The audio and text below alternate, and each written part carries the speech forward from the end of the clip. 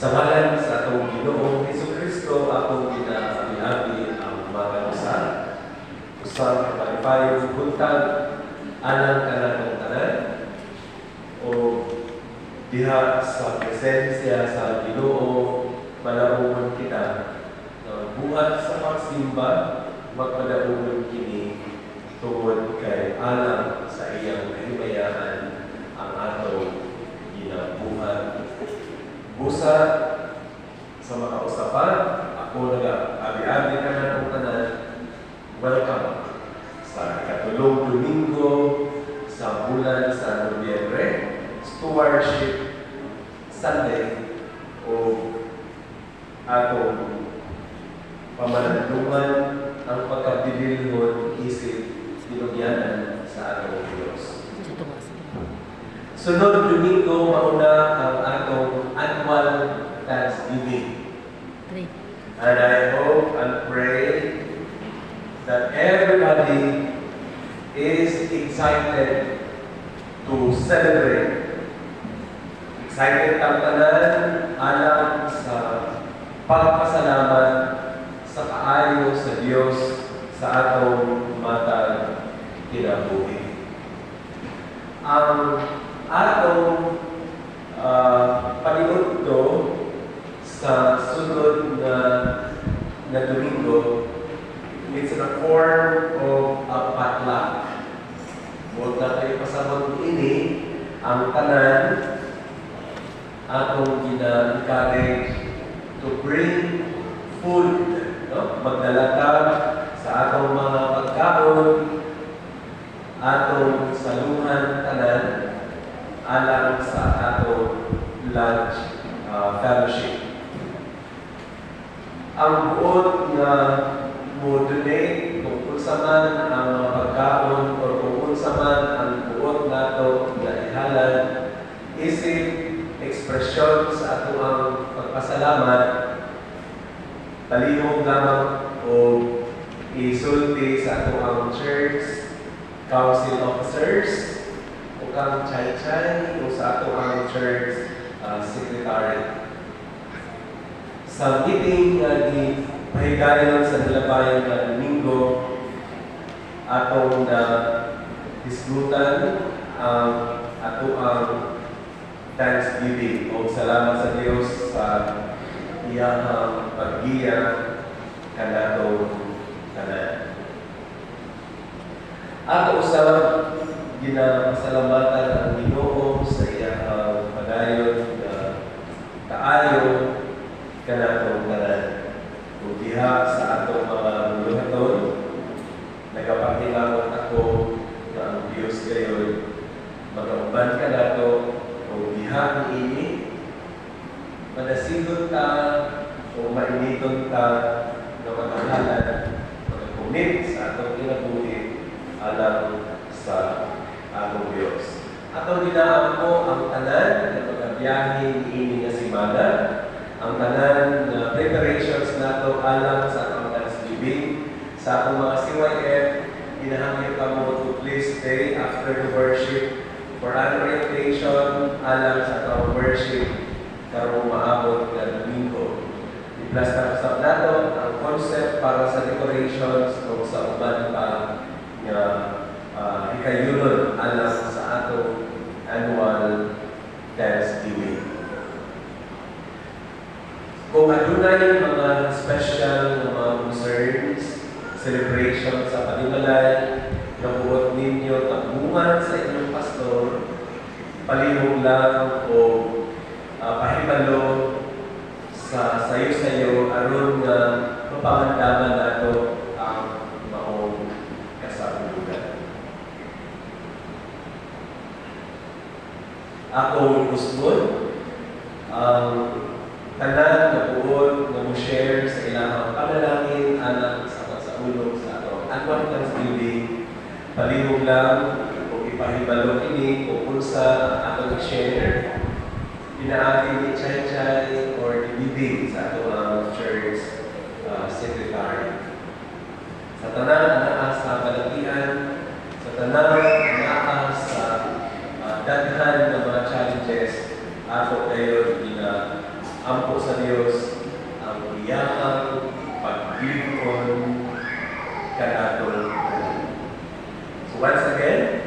Welcome to our celebration today.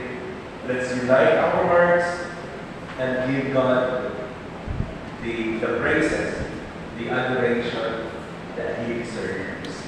Let us worship, glorify our God together. Come, let us praise God together in the company of His gathered people. For the words of our God are unparalleled. Everything He does reveals His glory and majesty. Our God is full of grace and mercy, and His righteousness never fails. So God worship all you who revere the Lord, for reverence and awe is the foundation of true wisdom. To God be the glory, praise we must know. So lovely the world that He gave us His Son. Oh, yeah, His life atonement for sin, and open the gate that only praise the Lord, praise the Lord. Let the earth give His voice. Praise the Lord, praise the Lord. Let the people rejoice. Oh, come to the Father through Jesus the Son, and give Him the glory. Praise we must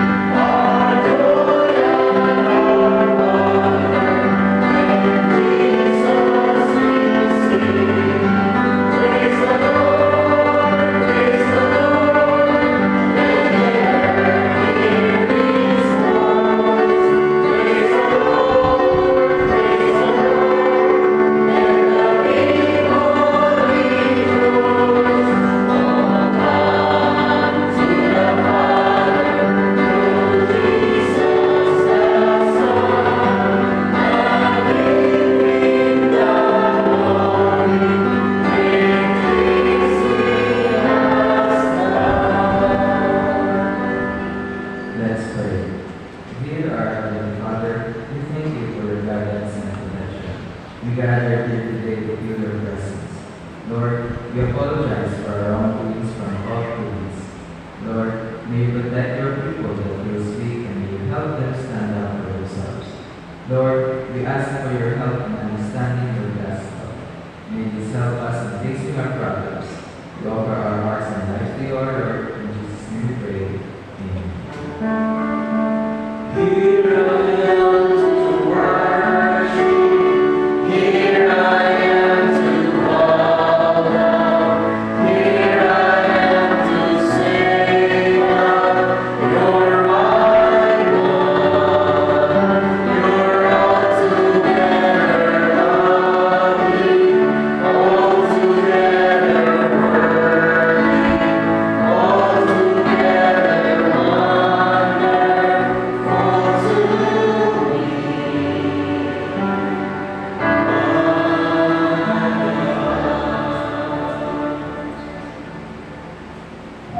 We are a people born of water and the Spirit.